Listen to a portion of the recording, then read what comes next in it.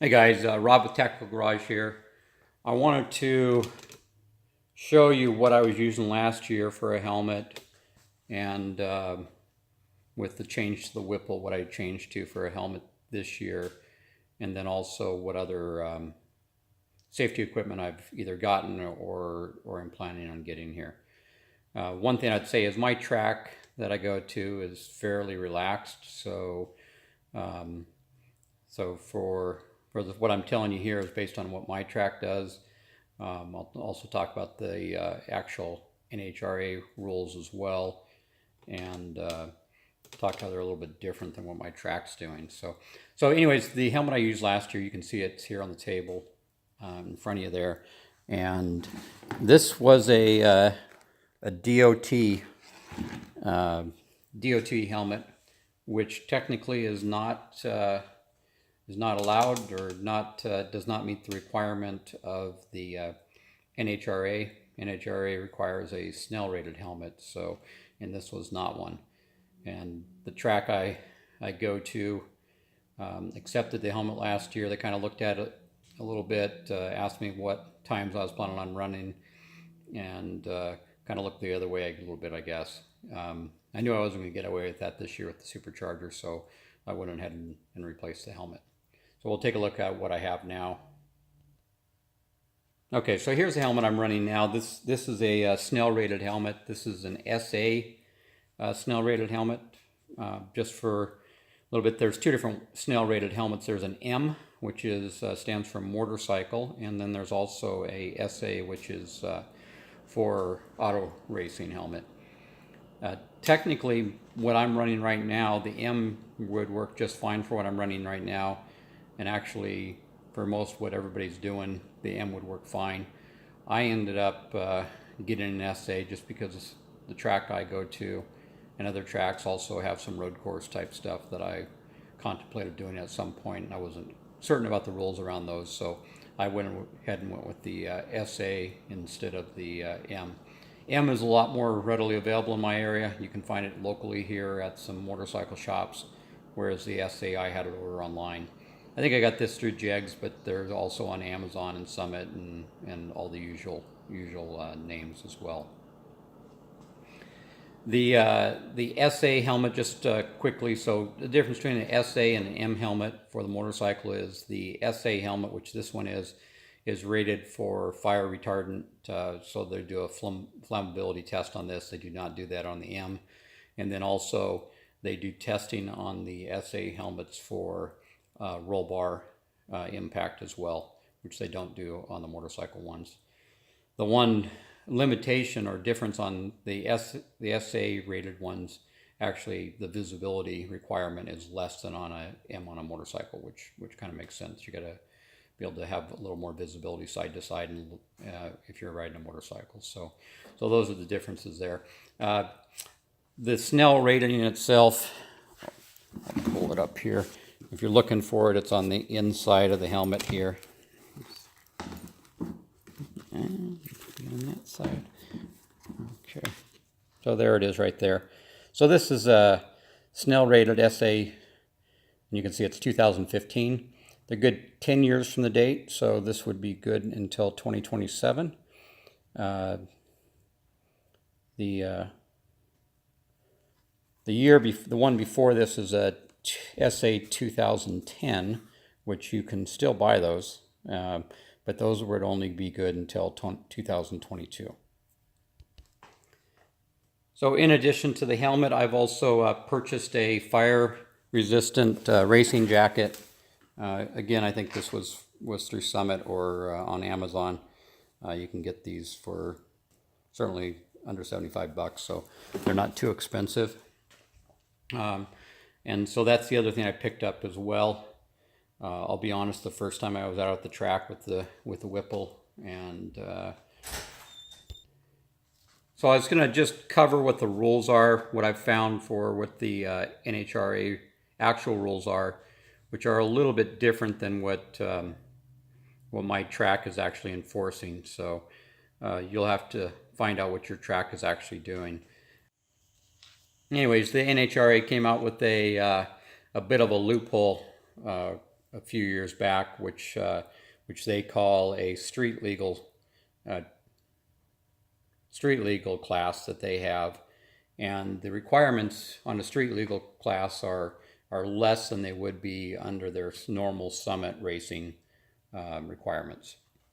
So in looking at what they have here, essentially what it says is that if you are driving an unaltered 2008 OEM model year and newer production car running slower than 9.99 and 135 miles per hour, you do not have to meet the requirements and specifications of the Summit Racing Series, except for, and there's a couple on here, convertibles, T-tops must meet the Summit Racing Series roll bar and roll cage requirements.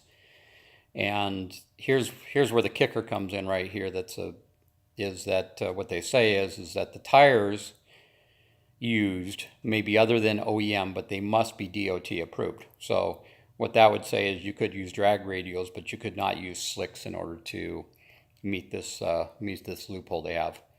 But here's where I fail, and most people would fail on it. Other changes, modifications to items such as, not limited to, air intake system, exhaust system, computer programming from the factory, OEM equipment are considered alterations.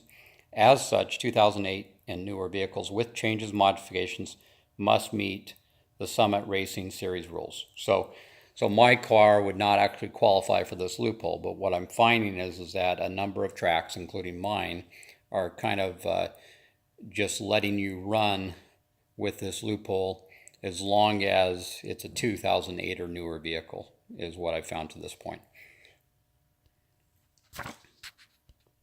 And the reason I say that is if you look at some of the rules right here, so a 13.99 second car, or faster, which is 8.59 seconds under their classification in an eighth mile, must have an approved helmet, which is why I have the SA helmet here, and then also must have a fire-resistant jacket if the vehicle is equipped with a non-OEM nitrous system or turbocharger or supercharger, in which case mine obviously has a non-OEM supercharger on it. So even under 13.9 seconds, I'm currently running 11.2 right now. And so obviously I would need that jacket as well. But I would say that when I was out at the track the other day, I brought the jacket with me. The first run I forgot to put it on. I ran 11.2. Nobody said a word to me. So they were only really concerned about the helmet. And then here's what so we'll drop down here to what the requirements are for a car that's under 11.49 or 11.49 second car, or 7.35 seconds in the eighth mile, what the requirements are, which based on everything I'm looking at, my car would actually need to be, because it's I've altered the vehicle by putting a supercharger on it, so it no longer qualifies for the street class, unaltered class. So the additional things that you need if you're at that 11.49, you're supposed to have a 6-point roll bar, which obviously I don't have, and then also you're supposed to have a 5-point harness as well, which I don't have. The other requirement there as well is you're supposed to have a drive shaft loop with as well once you go under 11.49, even if you're running street tires on the car, which I am.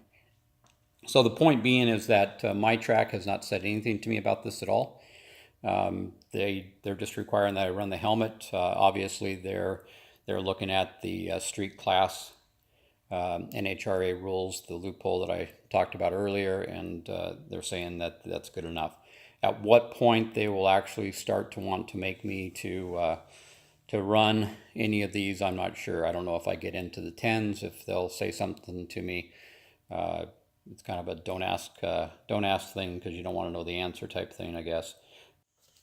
So the other requirement they have here, if you get even faster than that, if you drop down to the 10.99 second and under, which is 6.99 an eighth mile according to this their specifications, you'd need to add a transmission shield to the vehicle as well. So those are the primary things that I'm looking at here.